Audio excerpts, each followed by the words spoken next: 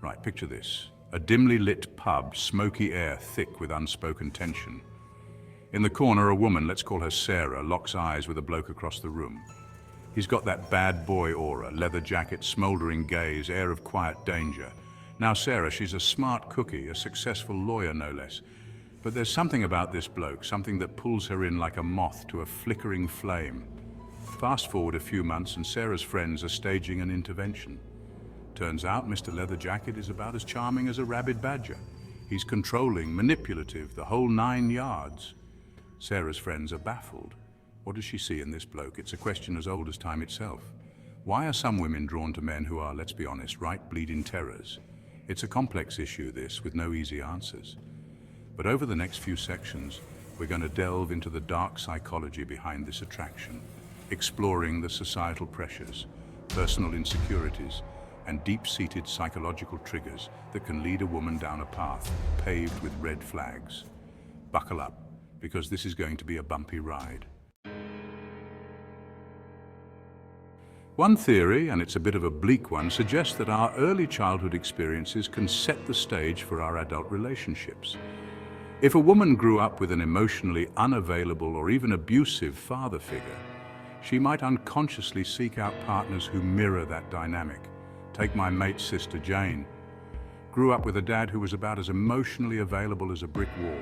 Fast forward to her love life and it's a parade of emotionally stunted blokes.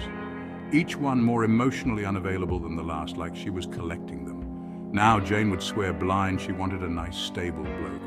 But there's a difference between what we say we want and what our subconscious is screaming out for. It's like a moth drawn to a flame, even though it knows it'll get burned. These early relationships, they leave these deep-seated scars, invisible to the naked eye, but powerful enough to shape our choices in love. Now let's not forget the science behind all this. Toxic blokes, they tend to be masters of manipulation. They thrive on drama, on that push and pull dynamic. And you know what? Our brains, they get a kick out of it too. When we're caught up in that whirlwind of emotions, our brains get flooded with dopamine, the feel-good hormone. It's addictive, see? I remember this one lass I met, Gemma, bright as a button, head screwed on right. But she fell for this absolute rogue. He was a whirlwind of grand gestures and fiery arguments, kept her on her toes like a bloody circus act. The highs were high, the lows were lower than a snake's belly, but she couldn't get enough. It was the dopamine, see? Her brain was getting hooked on the chaos. The thing is, that kind of high, it's not sustainable. It's like mainlining sugar. Eventually you crash. And with blokes like that, the crash is usually spectacular. Then there's the whole fixer-upper phenomenon. Some women, they're drawn to men who are, shall we say, a bit rough around the edges. They see a wounded soul, someone they can fix with their love and devotion. It's the classic savior complex. There was this case a few years back. This woman, let's call her Claire, fell head over heels for a bloke who was fresh out of prison. Now this bloke, he'd done some time for, shall we say, a spot of bother with the law. Claire, she was convinced she could rehabilitate him, turn his life around. She was wrong, of course. He ended up dragging her down with him. It's a dangerous game, this, trying to play the savior. These blokes, they need professional help, not a girlfriend who's going to enable their bad behavior. And let's be honest, it's often more about the woman's need to feel needed than it is about the bloke's actual well-being. Now, this next bit, it's a bit uncomfortable, but we've got to talk about it. Sometimes women are attracted to toxic men because, well, they don't think they deserve any better. Low self-esteem, it's a powerful thing. It can warp our perception of ourselves and what we think we deserve from a relationship. I knew this lass back in the day, Lisa. She was a right laugh, gorgeous girl, but she had the worst taste in blokes. Every time she got dumped, and it was often, she'd say the same thing. I should have known better. I'm too much. I'm unlovable. She'd internalize all the blame, never realizing that she was worthy of love, real love, not the crumbs these blokes were offering. It's heartbreaking, really. Because when you don't believe you're worthy of love, you'll settle for anything, even if it's toxic. Section 6. Societal programming from fairy tales to films. Now, let's not let society off the hook here. From fairy tales to Hollywood blockbusters, we're bombarded with messages that romanticize toxic relationships.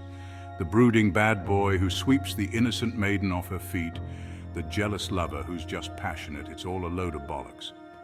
Think about it. How many films have you seen where the bloke's controlling behavior is painted as romantic? He's not romantic, he's a controlling git. And yet, we're fed this narrative over and over again until it seeps into our subconscious and warps our perception of what's acceptable. It's time we start challenging these harmful narratives. Romance shouldn't be confused with toxicity. Section 7. The cycle of toxicity, breaking free from the pattern. The thing about toxic relationships is they're cyclical. A bloke will shower a woman with attention, love bomb her, make her feel like she's the only woman in the world.